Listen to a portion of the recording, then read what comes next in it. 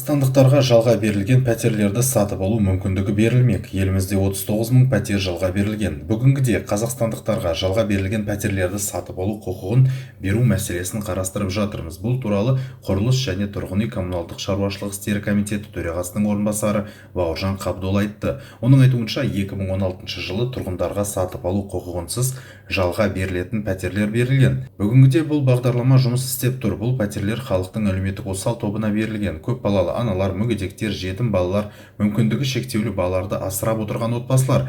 Енді министрлік бұл пәтерлерді сатып алу құқығын беру мәселесін қарастырып жатыр. Себебі халық арасында оған сұраныс бар. Министрліктің қорытындысы бар. Мәселені үкіметте көтереміз, дейді Бауыржан Қабдол орталық коммуникация қызметі баспасөз мәслихатынан соң.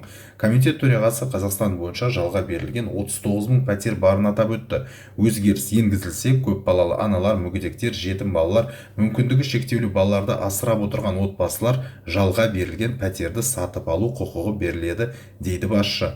Бауыржан Қабдол бүгінгіде қазақстандық тұрғын үй компаниясы 22 мың пәтерді сатып алу құқығымен жалға бергенін атап өтті. Онда адамдар тұрып жатыр, олар пәтердің жалдау ақысы мен коммуналдық қызметтерді төлейді. Сондай-ақ мемлекетке тиесілі 39 мың пәтер бар. Онда әлеуметтік осал топтар тұрып жатыр. Алайда олар тек коммуналдық қызметтердің ақысын төлейді. Себебі олардың үйді сатып алу құқығы жоқ. Енді біз осы 39 мың пәтерді қазақстандық тұрғын үй компаниясына бергіміз келеді. Осылайша оларды сатуға мүмкіндік туады, дейді комитет төрағасы.